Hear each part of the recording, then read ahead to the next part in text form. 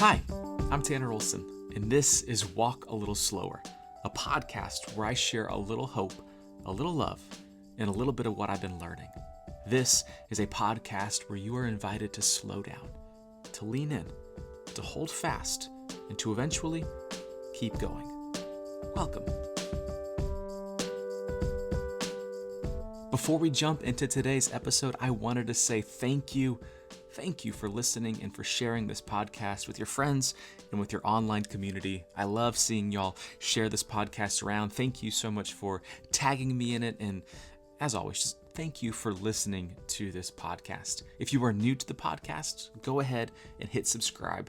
We have new episodes coming out every Monday and sometimes on Thursdays as well.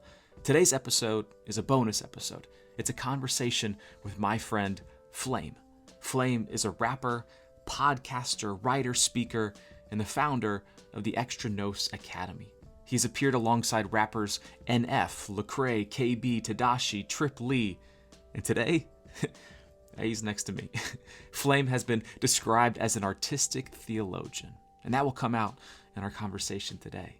I've long admired Flame's passion for spreading hope through music and conversation.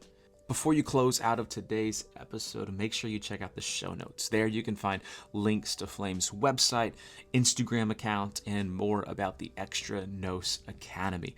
And after this conversation, I think you're going to want to check out his latest album, Word and Water, and you can find that wherever you stream music. But let's not waste any more time. Here is my conversation with Flame.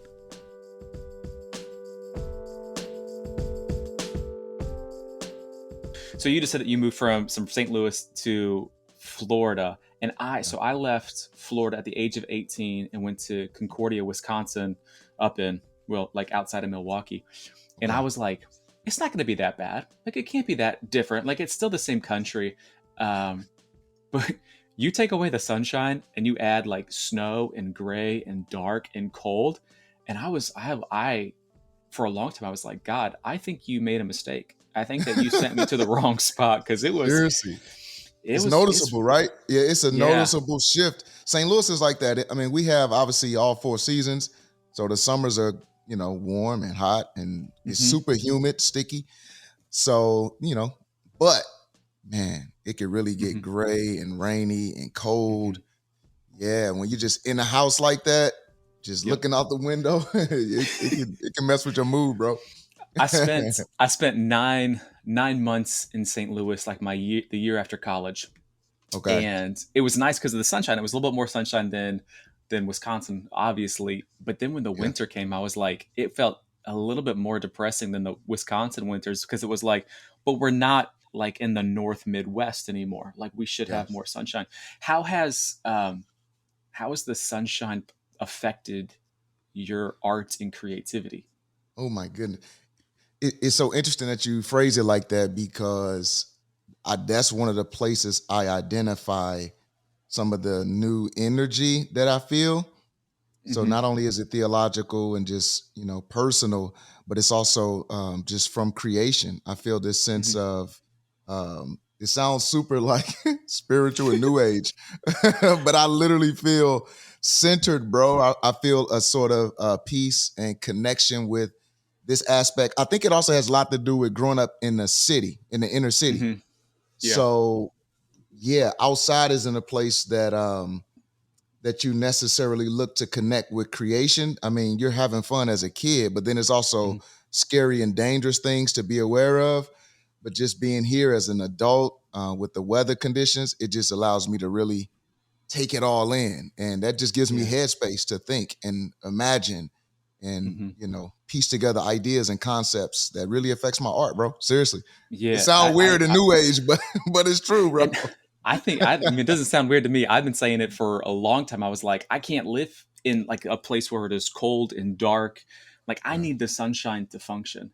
And I think that when in the last week here in Nashville, and we're recording this kind of like middle of May, but like the last week here in Nashville, the sun has come out, and I have written things in the last 5 days that I could not have written during the winter. But on the flip side of that, like, I'm sure you can say the same thing. Like, there are things that I've written in dark seasons, both like, mentally, spiritually, however, like climate wise as well, that I couldn't have written when it was nice outside. Yeah. Yeah. And so you get both aspects of that. But we're not here to talk about the weather. I mean, we can, but like I think we covered all of it. But you do a lot of things. So Yeah. for a minute, for those who are listening who may not know who you are, like when you meet somebody at a party and they say, "Hey, what do you do?"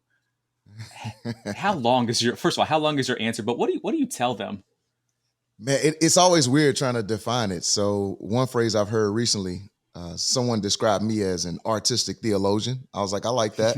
That's pretty cool. But normally I may introduce myself as a writer, as an artist. That sort of gives people a framework. Then they're like, oh, what kind of writing? What kind of theology? That kind of thing. So yeah, that's how I really understand myself, just trying to communicate the human experience and weighty theology. So I'm trying to connect the dots between these lofty ideas that really should function as simple truths that help us process life and enjoy life. And Mm-hmm. so in my art, that's my goal, is to marry um, biblical teaching, theology with the mundane, the simple, the practical experience of our everyday lives. So I'm always trying to marry those two things. But you Yeah. you do this in a way that's extremely accessible, and I think most people know you through your music. When did that all begin? When did you becoming Flame and becoming a rapper? When did all that start for you? Yes, it started just as a kid, right? So growing up, Mm-hmm. pretty much hip hop culture, rap music was the air that you breathe. Mm-hmm. Uh, so that was fun. I enjoyed that. I love the social commentary, just sort of hearing from women and men that were older than me, but were Mm-hmm. using words and imagery and punchlines, metaphors, similes to talk about things that were most natural for me, talk about my defaults and how I also process the world. So to hear that back from the older guys and girls that made it sound cool, it rhymed, they had fashion along with it, and certain lingo that gave a certain Mm-hmm. confidence in just what can be considered a tumultuous, turbulent environment. So that's how it started. And then probably around fifth grade, I tried my hand at it. I was like, you know what? I want to try to write a song. So I was just rapping about staying in school, hanging out with my friends, just like, regular stuff. And then as I aged as a, teenager, I started talking a bit more about my fantasy of the adult life, of what I imagined being a free human being looks like, to be able to do this as much as I want with my sexuality, with my imagination, with my male bravado. And I just really gave myself to those types of ideas. And then as I was trying to also process my Christian influence, I was like, Mm-hmm. man, I think these things contradict in many ways. So how can I shave off the things that are offensive to God, but maintain the artistic beauty that God has placed in creation, and have those things as a package? And Mm-hmm. that's really how I kind of came to this place of, I think I found it. Would you Yeah. so when you first got started, it wasn't like, maybe you don't even call yourself a Christian rapper now, do you? Do you Uh-huh. say I'm a Christian rapper? Yeah, I'm okay with that. I think Yeah. I mean, it feels it's limiting when people say, "Hey, you're a Christian writer or a Christian poet." I'm like, "You're you're certainly not. You're certainly not wrong. However, like I also speak and talk and write about other things as well." true, true. And I think that's a luxury that you have, that I was not trained or sort of taught earlier on in my Hmm. Christian walk. So in my journey, it was sort of like you become a Christian, fill in the blank, to really show God how Mm, serious you are about your faith. And so I didn't get the helpful idea that said you can do that, and you can also just sort of generically express yourself in life, and God is still hmm, okay with that. So hmm. yeah, I just didn't get that helpful, discipleship in that way. So now my music is most natural for me, but it is very over the top, didactic, teachy, scriptural based music. So when people Yeah, call me a Christian rapper, it's very fitting. You know yeah, what I'm saying? yeah. Because I just listened to your latest album, Water Yeah. and Word, and it's really good. And we'll talk about it a little bit. But as I was listening to it, I'm like, you're just dropping scripture after scripture after scripture. And I'm like, I don't know if he wants to be called a Christian rapper. If he doesn't, he's not making a good case for himself, because he certainly is. Like, but let's talk about the album, Right. because it's really good, and it's different than a lot of other, like, I would say, Christian hip hop albums that come out, or even just like Christian artists, like what they put out. And like you said, like, you're an artistic theologian, or a theology artist, or whatever it is, right? But what was the heart, like, behind this particular project? Yeah, so I had a specific audience in mind. So I'm Okay. thinking about people who are in some version or another a part of Christian thought that says you look within to prove or affirm that God is growing you, that you are really a Christian. And I'm thinking about that person who's trying their best to perform external works to show God something, but Hmm. they're sensing within themselves their own hypocrisy, their own disintegration, and the struggles with just being a human, wanting to do one thing, but having this other pull, this other sort of magnetic pull that's drawing you away from the things that you believe are good and right. So I have that person in mind. So I want to show them in the scriptures where God has thought ahead of us to give us that peace, to give us that rest, so that we can freely move into the world and not have to be overwhelmingly concerned with, man, let me show God how much I love him, as Hmm. if you can actually pull that off in some way that he'll say, "Woo, you killing it down there," right? So that it's a very specific audience that I have in mind. And I'm just trying to show them the freedom in the gospel in a way that they think they have, but functionally they know they don't. Hmm. And what you do a lot in your writing and your speaking, it always comes back to the scripture, right? The scripture says this, and it says this. And I think, as I'm listening to, well, as you're talking now, but as we listen to your music too, I think a lot of what you are saying is, you have this invitation, this, like, somewhat Psalm 23 like invitation to come and rest and be. And I really, at least that's what I get from it. And I know as an artist, sometimes you write things and you're like, this is what I'm writing it for, but somebody takes it and is like, well, this is how I am interpreting it as well, and you just kind of hope it's still good. Um, but in this album, you talk a lot about baptism, and I know, based off following you on social media, like, I think if I can get you going on one thing, it's probably like St. Louis or baptism, right? And so, like, if you want, I want to give you the opportunity to step up and, like, just talk a little bit about how your view of baptism has really, how it influenced this album, and how it tends to influence the way that you navigate and live your life. Yeah, great question, bro. So one of the things that I thought about doing after being exposed to Lutheran theology was to go back and articulate the things that I was learning and the journey. So the lived experience of it and the actual information that impacted me. So I started this thing called the Extranos series. So the first project was titled Extranos, where I'm just talking about how we are saved based upon Jesus's works, not our own. And then the next project was Christ for You, where I just unpacked the Lord's Supper and how God has given us another means of assurance. And then now we're talking about word and water. So that's baptism. So I'm like excited about it because it's another branch on the tree, so to speak. It's another tool in a toolbox for people that are, especially I think about people that are struggling with insecurities. They have like a lower view of themselves. They kind of have this fog clouded over their personal perspective of their own self, Mm-hmm. and they may not feel good enough. It's difficult for them to lay hold of these sweet promises, and Mm-hmm. they're trying to do that by being more sincere or being more um, pious in how they deal without anything good in this world. You know what, God, I don't want to ask you for much. I just want to, and they sort of take Mm-hmm. this somber approach to life, hoping that God would just ease up on them a little bit. That's the way they see the Mm-hmm. world. And then I'm thinking about the person that feels very confident, like, I'm pretty good. I think I got this Christianity thing figured out.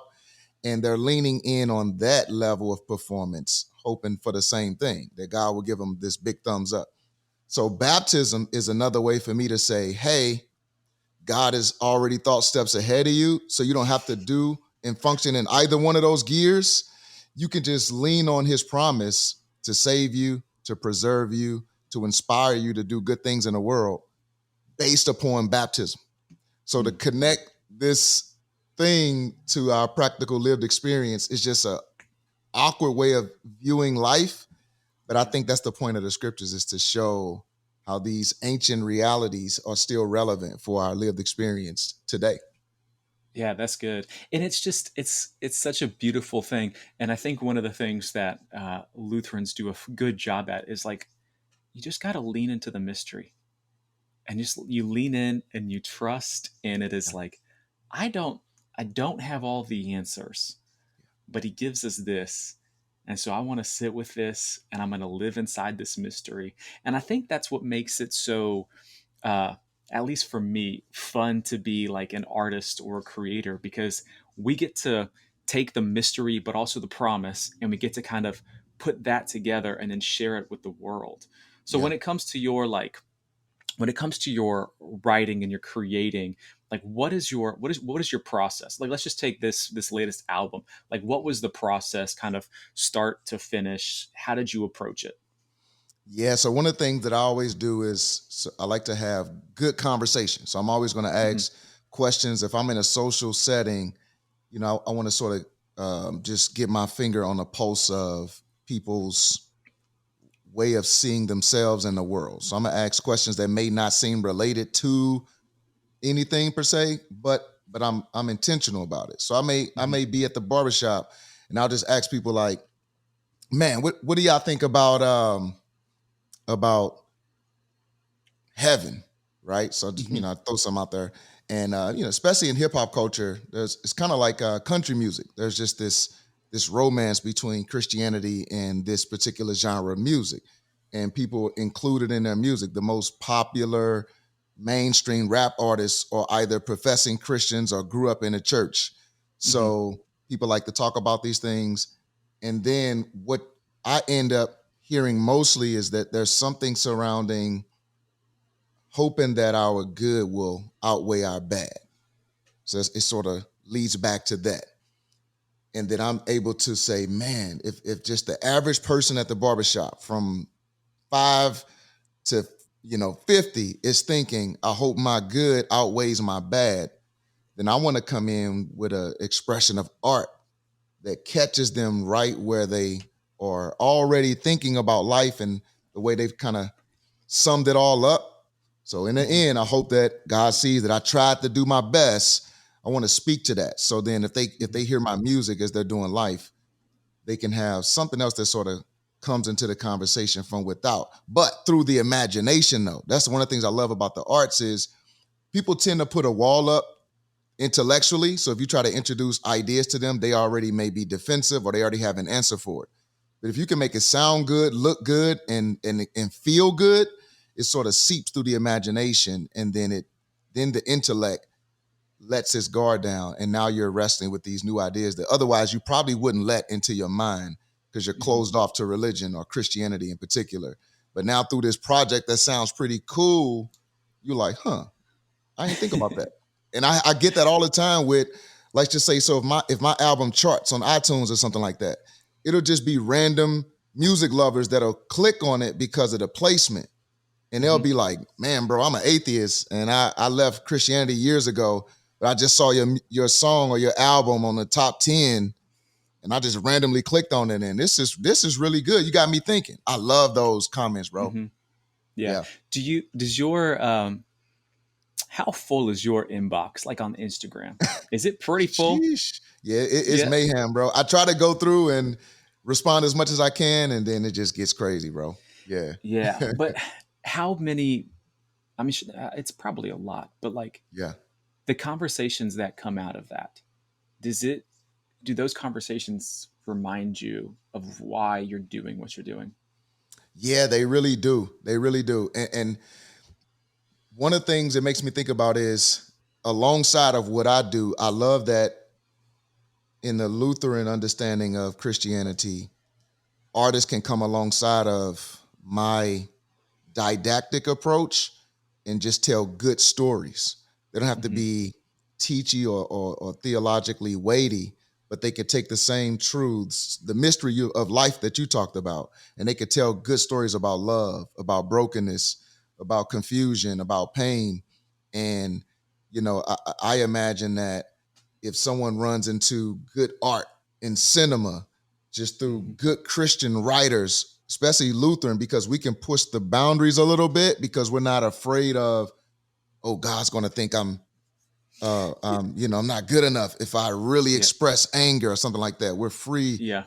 to sort of dance in the Hmm. arts, right? So I imagine a time where it's just so much good writing and artistic expression out of the Lutheran camp. And Hmm. then as people are loving the redemptive themes as they see on stage or in film or in music, and then they run into a project like mine that adds terminology and church history to undergird those ideas. Now they know what they believe and why they believe it with phraseology. And just Hmm. that combination of things, oh my goodness, I think that'll do humanity well, bro. I think it is doing humanity well. One of the things about being an artist or being somebody who like puts a lot of, I hate the word content, but I'm going to say it, but puts a lot of content out. Like, how do you feel about the word content? Do you like it? I don't. Like, it's just like one of those I things where I'm get it. like, it's just I'm part of being an artist these days is you have to play the game of the internet, which means you have to keep sharing things. But Yeah. I think one of the things maybe from the outsider's perspective is they see maybe what you're doing or what I'm doing. They're just like, oh well, Flames, he's just a rapper, or Tanner, well he's just like a poet. But like the thing that they don't see is, and what we're talking about is these conversations that are happening over and over again in our inboxes or before shows or after shows, and it is like I for a long time, and maybe people have said this to you too, like, why don't you become a pastor? Why aren't you a pastor? And it's like I I'm I'm not a pastor, but in a lot of ways, people come to me with a lot of things that they probably wouldn't come to a pastor about, right? Or maybe they would, but I think like the fact that I am an artist or a poet and you're a rapper, I think people are going to come up to us and just say whatever they want, Yeah. Yeah. because we have been extremely honest and vulnerable in our work and our art, that they think that they can do the same as well. So with all of that, like how has God grown you through the art that you are creating? Yeah, that's really good, bro. One, I mean, everything you said, I ditto. I do feel like on a personal level, what it's allowed me to do, being in this sort of middle space as a bridge between the average person and the community of the saints, it's grown me in terms of having a good temperature on people. Mm, So, it really makes me sensitive to the church worker and what they're dealing with and just the ebb and flow of that lifestyle. And then I think about the average person that has no clue of liturgy or anything like that. They're doing life. And I think about the Great Commission, that word go. A lot of mhm, scholars say it really just means as you're going, as you're mhm, doing life, mhm, right? So just as you're doing life, go out, baptize, teach people all that I've taught them. And I think being an artist allows me to really own that just as mhm, I'm doing life. I'm not a pastor. I'm in these different spaces and people can sort of reimagine God through me. So they may have thought one thing about God and Christianity because of the pulpit and liturgy, but then they run into a rapper who's from the hood, who's talking theology, mhm. and it just makes them reimagine the whole thing. And they say, man, maybe there's a place for me among God's people if he's okay with your expression of things. You know what I'm saying? And Yeah. that helps me to stay on the ground. It helps me to think about how to talk to people. So Mhm, I want to use my words in a way that a child can understand, a person with only an eighth grade education can understand, and a man who's or woman who's likes to wax eloquent and think loftily. I want to be able to sort of become all Mhm. things for all people. And I think that's what being in this artistic space allows me, that freedom to be kind of, I don't know, flexible, if you will. Yeah.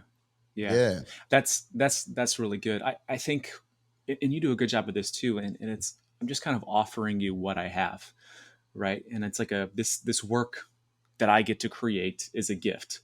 Also, it'd be nice if you paid for it, but it is a gift, right? Yeah. Yeah. Um, Facts. Facts. when people stumble across your work, I mean, you have a lot of stuff out there, so maybe we should just talk about like your music. When they come across your music, what do you hope that they get out of it? Yeah.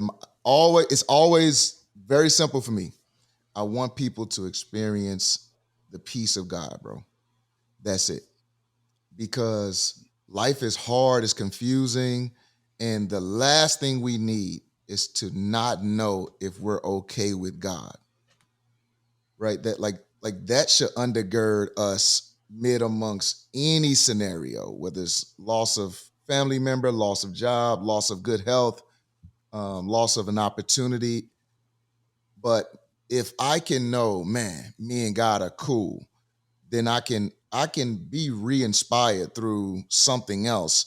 But to also have the additional burden of, I don't know where I stand with God. If you value that concern, that could be the most troubling thing to a conscience. So I'm always thinking that. I'm always thinking just the oxygen I draw within my own soul from knowing I'm good with God.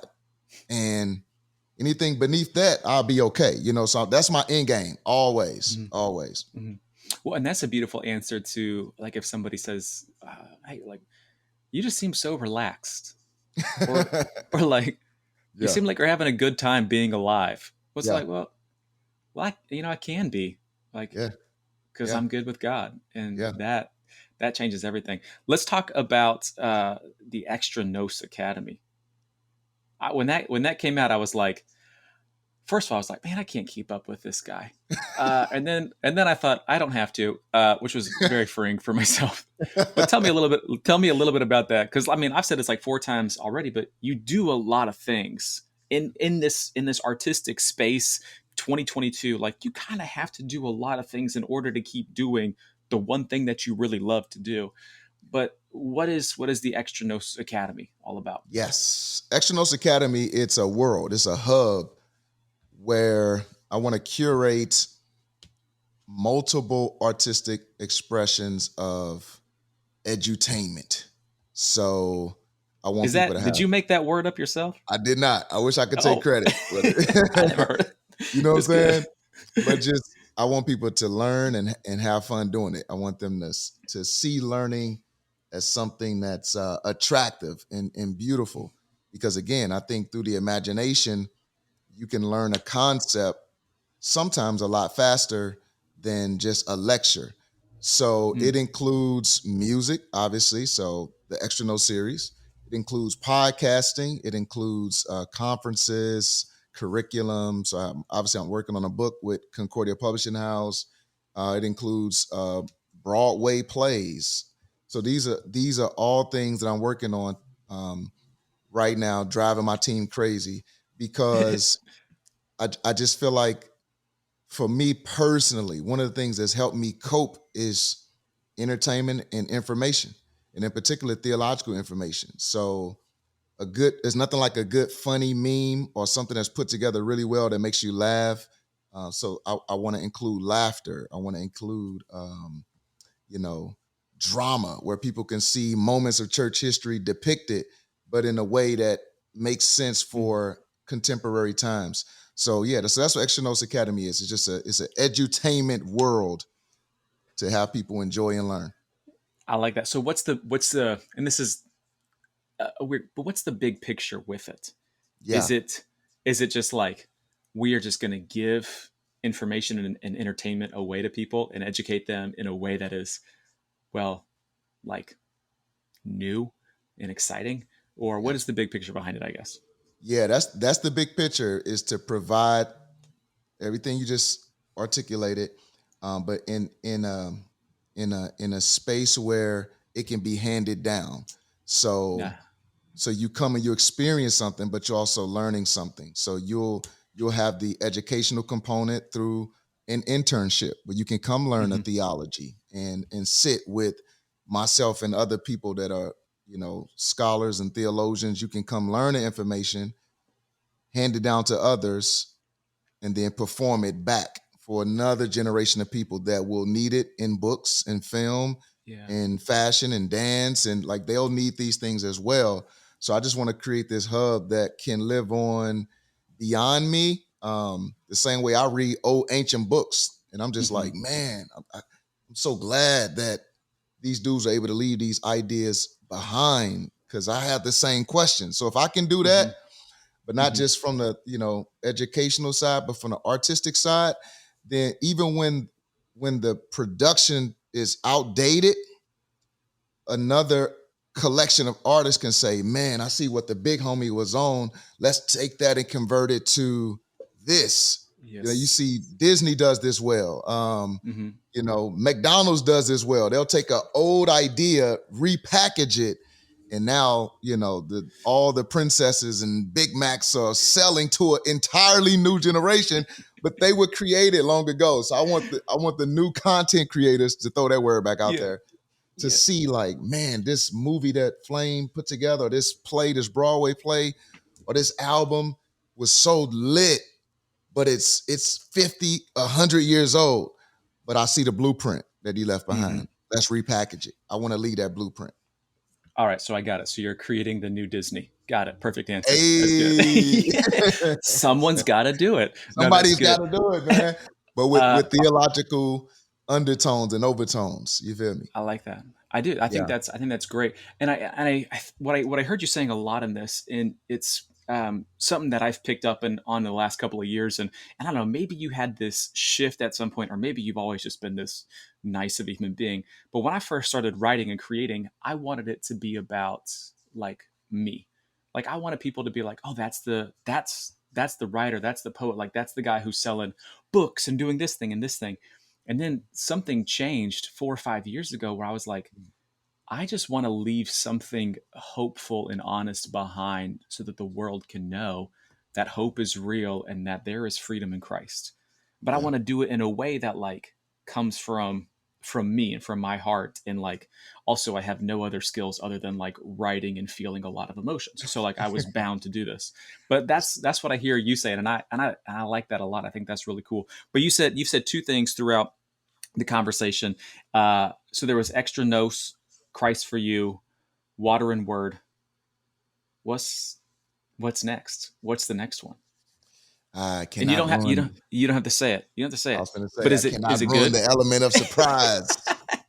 Just know it's in the can. It's in the can Isn't it already. good? And I think this consistent format, it helps Mm-hmm. people really understand it, and I like building stuff.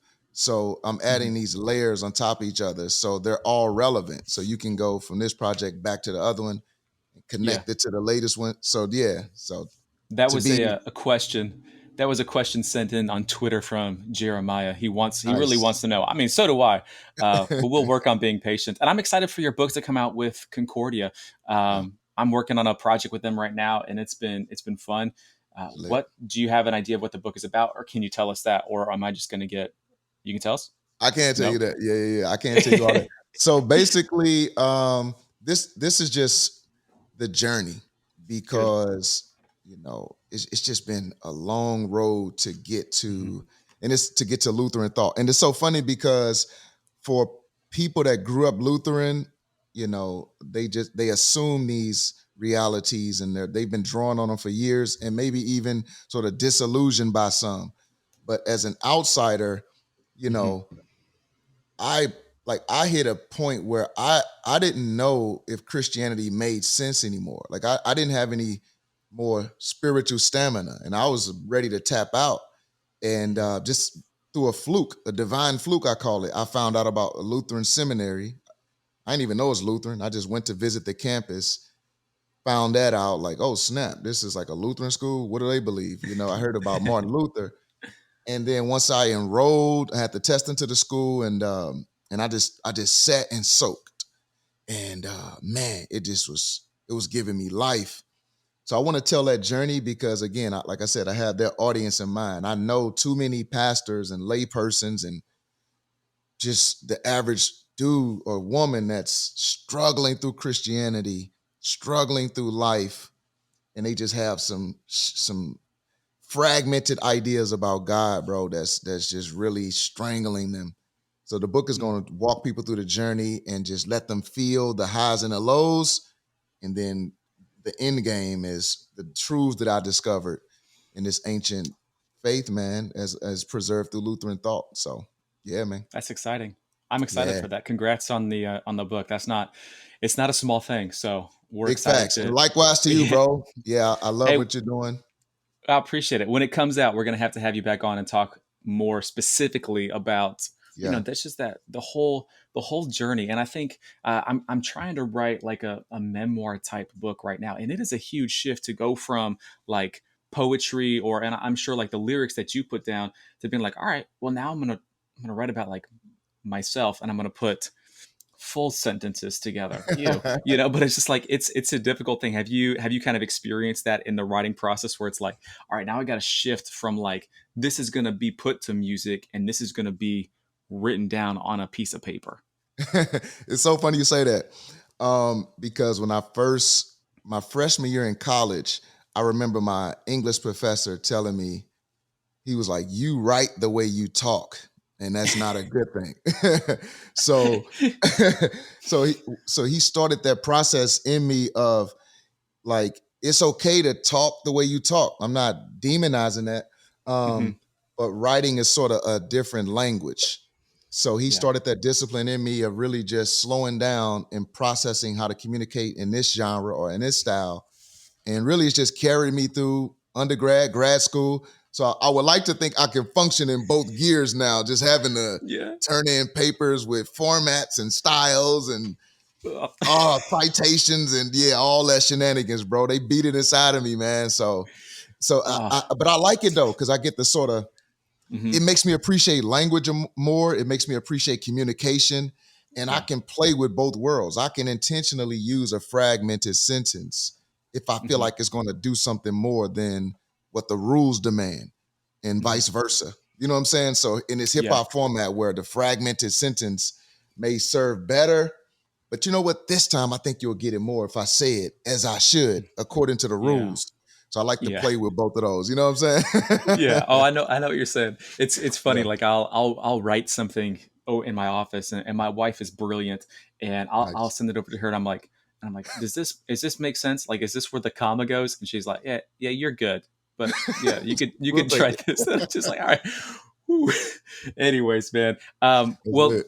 before we get out of here, tell us where we can find your work. Like, what's the easiest place for us to connect with you and to listen to your music and to tap into the Extra Nos Academy? Yes, indeed. So you can go to extranosacademy.com. That's the website that it just hosts everything. So the podcast is there, the music is there, social media, all that. You can go to my YouTube channel, which is Extranos Academy, and you'll see all of my playlists and videos there. And then lastly, just go wherever music is sold. Hmm. All the digital outlets, all the streaming sources, search Flame, Christian rap. There's a few other flames out there. So just know, if it's not content that makes Jesus smile, you know what I'm saying, and doesn't disrespect authority and women, if that's what it is, it's not me. So just know that. But yeah, I'm Yeah. all over the space, man. TikTok, all the Insta. Got it. Like you mentioned, bro. You got to be everywhere all at the same time, bro. Are It's you? intense. Well, let's close with that. Like, what is your relationship like with social media? Like, do you? Because there are seasons where I'm like, all right, man. Like, you can be on Instagram for like 10 minutes today because your brain is just like melting away. Do you Yeah. put things in place for you to like just to stay healthy and to not give yourself to the digital world? Oh my goodness, I have to. So for me, it's typically Saturday and Sundays I tap out. Hmm. So throughout the week, I try to stay active, posting, responding to people. But Saturday and Sunday, yeah, I have to tap out because, like you said, it becomes all consuming, and it's it to me it reminds me of God didn't create us to know what other people are thinking. Mhm. And social media sort of undoes that. It's just this running ability to know what everybody's thinking. And, there's peace in not knowing what the person sitting next to you is thinking and the person sitting to the right. I think that type Yep. of silence in creation as it relates to what's in everybody's head was intentionally placed by God. And social media tries to undo that. So I have to get back to that silence somewhere. But Yep. yeah, I think Yeah. it's only with the metaverse, bro. I Oh, think we nope. only I'm out. scratched the surface, bro. It's gonna I'm, be well, that could be a whole nother podcast. We could dive deep into that because that is going to yeah. be a time. Oh my Let's just say goodness. silence and rest. It's a pretty good thing. It's a good thing. Facts. Hey, Facts. Flame, thanks for hanging out, man. I really appreciate your time. And everyone, I'll have show notes, links in the show notes. Everyone go check that out. But Flame, I'll catch up with you real soon. Yes, sir. Thanks for having me, bro. To be continued, bro. Well, thanks for listening to this episode of Walk a Little Slower. Make sure you hit subscribe before you go about your day. Check out the links in the show notes to connect with Flame and follow along with his work and ministry. As always, you can find me online at Written to Speak on Instagram, Facebook, Twitter, and also writtentospeak.com. If you would like to support this podcast and my ministry, you can visit patreon.com/writtentospeak to become a patron. Your monthly donation allows me to spread hope and announce love through written and spoken word just like this podcast. Well, that'll do it for this episode of the Walk a Little Slower podcast. Thank you again and again for joining us. Here is to walking a little slower.